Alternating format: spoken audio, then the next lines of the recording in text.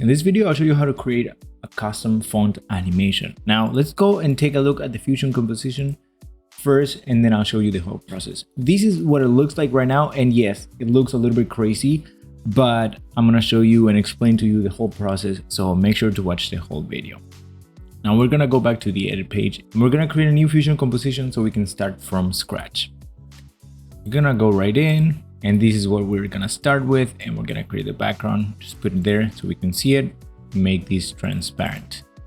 That's gonna be our starting point. And for the next part, which is getting the actual text, we want the text to be a path file. So basically like made of polygons.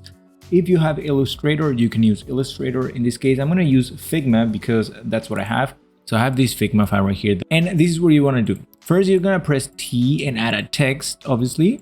And then the text can be whatever you want. And here on the side, you're gonna choose the font that you wanna use.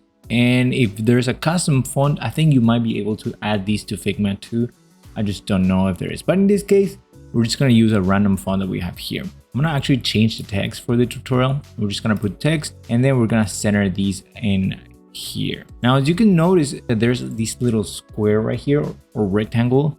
And the reason for these is that you wanna create a rectangle as a background and then have them grouped together. If you see up here, there's a subscribe group and there's a text and there is a rectangle. The reason for these is that when you bring this as an SVG into Fusion, that's gonna make it easier to keep things organized. Otherwise, it's gonna create a background composition and everything's gonna have the size of this text box as the background. So to keep things organized, make sure you have these here like that. Now, if you wanna be even more accurate, you can make these to be 1920 by 1080. So we're just gonna make these 1920 by 1080. And then we're gonna position the text right in the middle.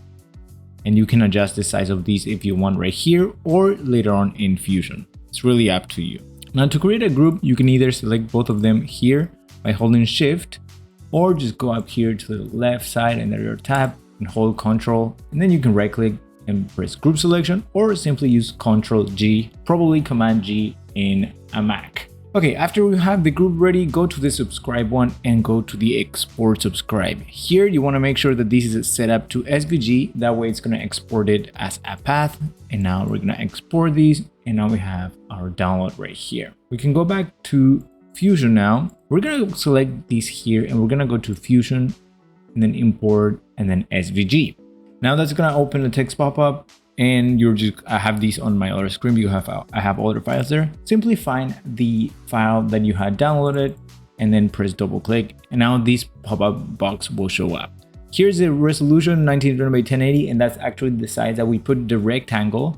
So now it's all good. And we can just change the name of these to text. And we're gonna go and put this as a merge node. If we open these, you're gonna see the group like that. We're gonna ungroup these, and what I wanna do at first before actually animating is that what you wanna do is you wanna create a background node for each of the letters that you have.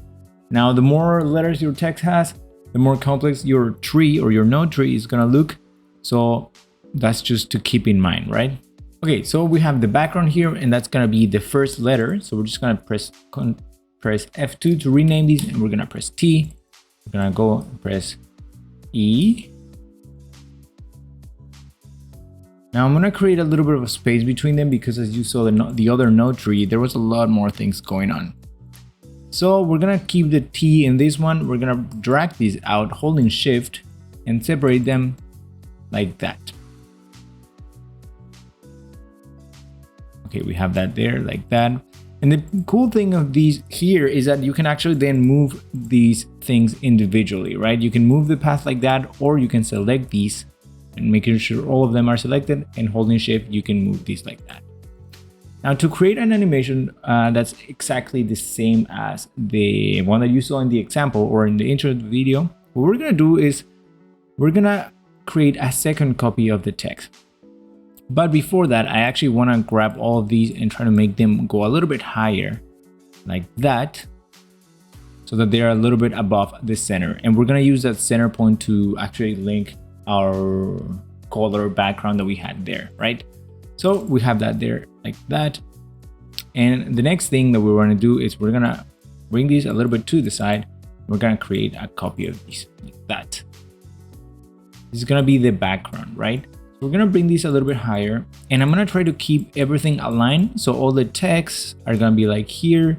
That way, when you wanna take something out or edit something, you can just find it like that. Sort of like a layer node mix type of workflow, right?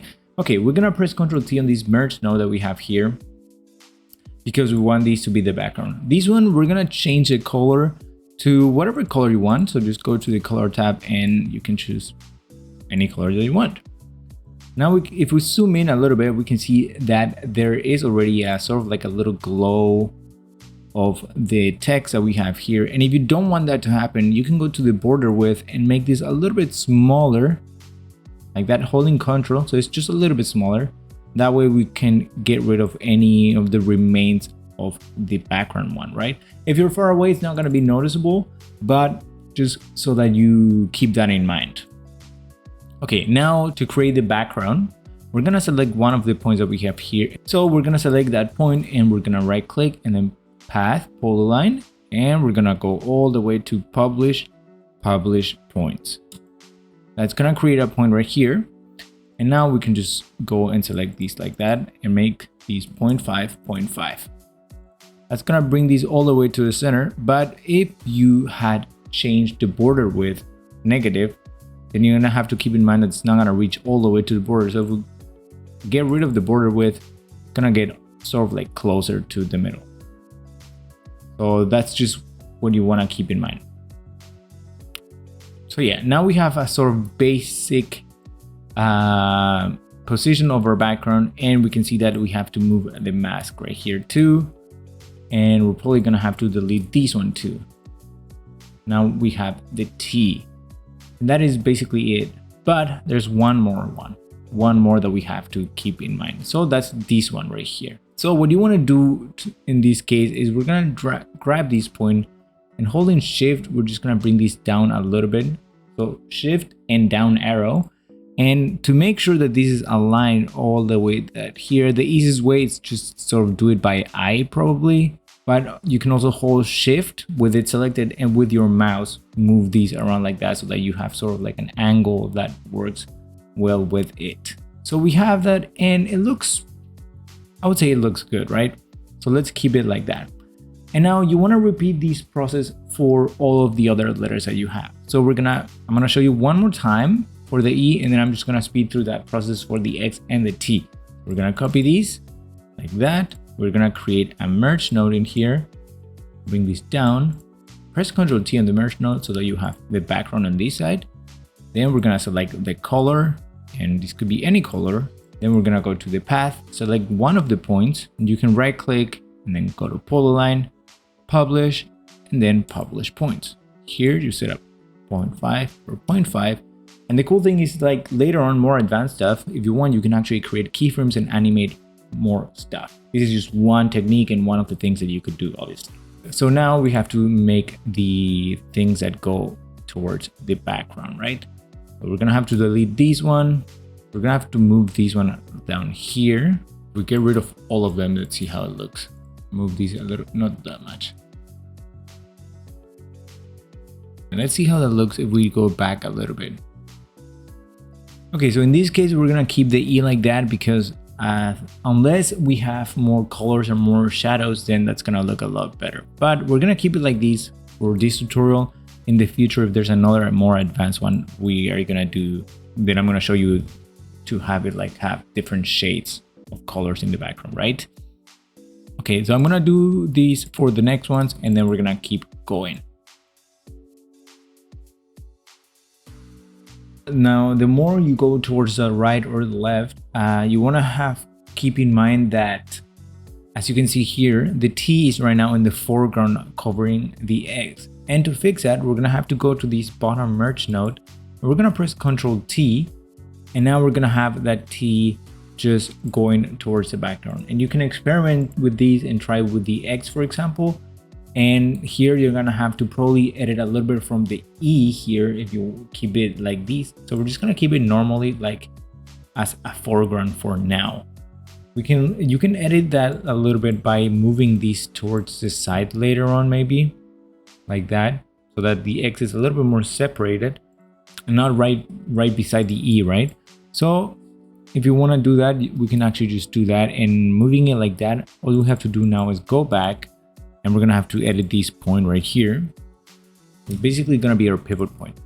And when you do that, you're gonna have to actually move a little bit of, again, these things, so there's a little bit more aligned with the pivot point right there, and like that. It's fine. Okay, now let's continue with the T. Now I'm gonna continue with the T, and we're gonna keep going to the next step.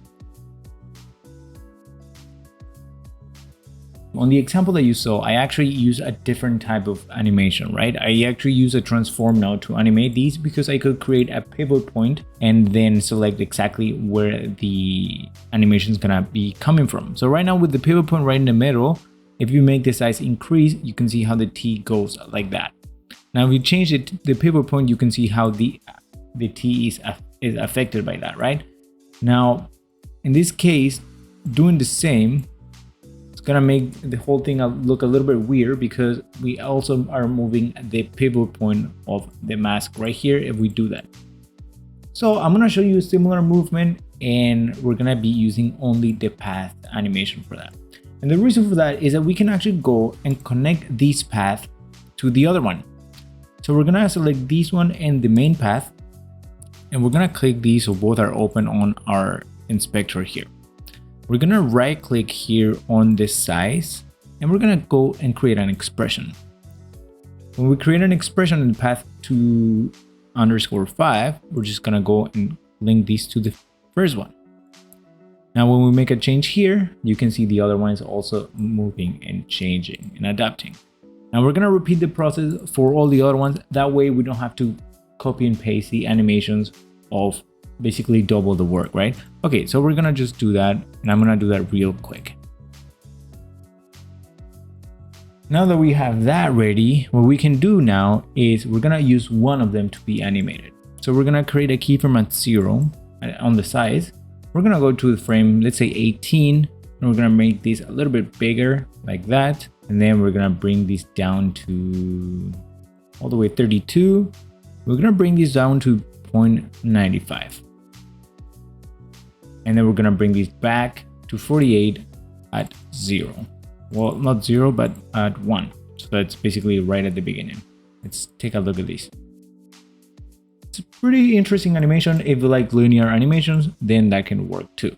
But we're gonna go to the splines. We're gonna go to the path. And if you want, you can actually later on rename these. That's really up to you. I use the backgrounds here to keep these a little bit more findable. And here we can see the linear animation. We're just gonna press F, and let's see how that looks. It's a little bit, I like it, but we can make this a little bit more impactful if we press T and open these ease in and ease out menu. And let's see how that looks. Now here, if I press S on that, let's see how that looks. I like that. So if you want to customize your curves, I like the way this one looks. So if you want to customize your curve and only change one of the sides, hold Control, and now you can select one of the arms, let's say, and we can adjust the curve manually. So once we have that, we're just gonna go and right click on this path. We're gonna copy, and we're gonna go to the next letter, and we're gonna paste the settings on the size. Right here, paste settings. Now that's gonna create the exact same keyframe copy. And we're gonna do that for all of them first, and then we're gonna adjust the timing of them. Now that's the whole text moving, but if you wanna make this a little bit more dynamic, what you wanna do is we're gonna go, and you can use the keyframes here or the spline tool to change this. I usually do everything in the spline editor. I just like it. I just got used to that. But if you want to go to the keyframes, make sure that you go here and show only selected tool. Otherwise, it's going to open everything. So once you open this path right here, we can see everything in our screen by clicking zoom to fit. And here, selecting that, you can hold shift and move these. Let's say we're going to keep these a 4 frame difference. like that. And then here you can play around with the timing. It doesn't have to be exactly 444. You can just keep the T and the X, for example, at the same time and move the other two at different times. So if we do that, let's say here, I'm going to show you in the spline editor how to move that. Here we have the spline editor. What I do is I select everything, and here on the timeline, I just go, let's say, to the 8, and we're going to go here like that. Holding shift so that it moves horizontally and it doesn't go around like that. I like it. I like how this looks. Let's keep it like that for now. If you wanted to do like the example, all you have to do is go the first letter at 0, start the second one at 4, then the other one at 8 or 12, and then at 12, or you can do 5 frames or whatever frames you actually want and select. Okay, so now one thing that I also had in these was that I added a drop shadow to these. I was actually just experimenting with it and I ended up liking how it looks. So we're gonna add a drop shadow to the first one here.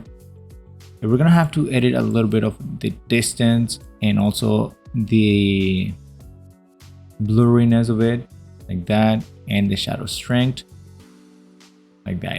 It adds a little bit of depth to it, and we don't want it to be too much so that it doesn't go over the background that we have here, so because then it will look a little bit weird. What I didn't do was adding a drop shadow to the other one. Let's see how that looks. Yeah, it doesn't really have that much effect on these, I think. Okay, we have that there, and what we're gonna do is we're gonna create an instance of these drop shadows and put that on each letter. Why an instance? I'll tell you in a second. To create an instance, when you simply press Ctrl+C and then Ctrl+Shift+V to paste the instance. Now right now on the instance, all of these instances are gonna be green, so that means whenever you change one thing on one of them, everything's gonna change in the other ones too. Now, as you probably notice here, there's a little bit of a weird thing here with the angle. If we're going to take into account the center, we want to actually adjust the angle of our drop shadow so that it doesn't look the same in all of the letters. So we're going to drop the angle. So we're going to go to the drop angle and we're going to go to the instance. That's going to allow us to modify these individually. And now we can adjust the E and have it have its own angle. We're going to do the same for both of the other ones. So we're going to have to move these like that a little bit until we find a place that we like, and then do the same for the last one. This is 180 and see how that looks. Yep, I like how that looks.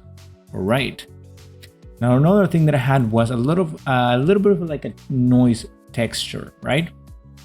So I don't know why people like to use noise textures, but I just thought it will be an interesting thing to experiment. So we're gonna add a little bit of a sort of like a grain texture. So we're gonna go and add a grain. So I'll press Ctrl and spacebar and add a grain. Now where is this? All the way here. Not sure why. But we're gonna go and add this background to this grain, and we're gonna take a look at these. Yeah, that doesn't work. We're gonna make these transparent. Actually, we have to make these a gradient so that we see the noise or the grain in action. Now here on the grain, you can actually make these be animated or still, and it's really up to you. As you can see, if we zoom in, we can see it's moving. So we can make these a little bit really small numbers so it doesn't move that much. It's really up to you. And here you can adjust the different things like the size and all other elements. Okay, now that we have that there, we're gonna go and add this to the drop shadow as a mask and do the same for all the other drop shadows. And let's take a look. It's a pretty subtle effect. So it's not really gonna be that noticeable because it's only happening in here. Now, as a last resort, what I did on the example that I showed you was that I added another merge node right here so that it covered everything. And I connected this grain there as a foreground.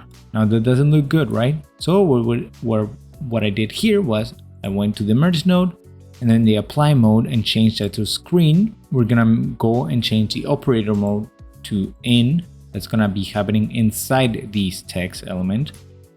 And now we're just gonna decrease the blending mode so that it's not that much, right?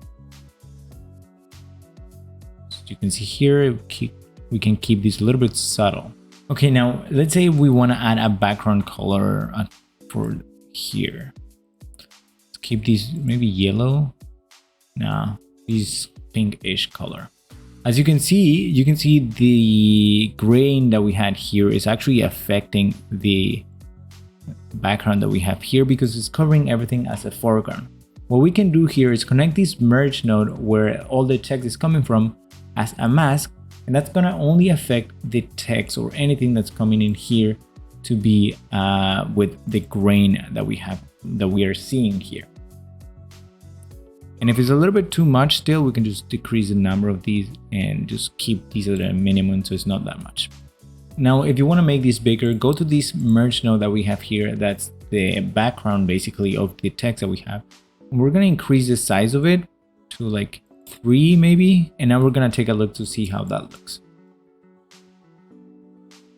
Now I can see that the drop shadow is a little bit too big, I think. So we're going to decrease the blur of it a little bit and see if we can bring these a little bit closer. And we're going to only change it to the first one or any of them because they're all still instanced together. So they're all having it be affected, as you can see here. Actually, reducing the strength might be the best call here so that it doesn't spread too much. I like it like that there. Now, one thing that I thought of that would be interesting to try on these was to add the edge detect. So we're going to add an edge detect to these and connect that first mask to it, and then add these behind our text. That's going to create this sort of like interesting glow almost background effect, and we can actually adjust this a little bit so it's not that bright, right? We can also add a grayscale effect here and see how it changes. Right now, the only problem with the edge detect right now is that it's sort of like a glow effect almost, and if you want these to be like not a glow effect, I'm not sure what you can do about that. Like if you wanted the background to be black, for example, like the edges, it doesn't really work. So I'm gonna have to explore that for another tutorial because this could just go on forever and ever if we just keep experimenting. If you want me to, I can try to prepare a project file for this project and then put these as a download on my website, on the SUALVI website. Now for this exact effect, I was actually inspired by Matt Voice. So I don't know since when, but I've been following him on Instagram for a long time, and I just thought, well, let me just try it. So these what we just did, it sort of looks like these exact thing, and that's what I was inspired for the edges. And yeah, so take on Matt's work if you want to get inspired. Maybe try a couple of things like he does, and so that you can learn and do it in Fusion. If you enjoyed this video, you can give it a like, share it with everybody, your friends, your grandma, your uncle, your aunt, and everyone you know. And I'll see you in the next one here in SUALVI. Bye.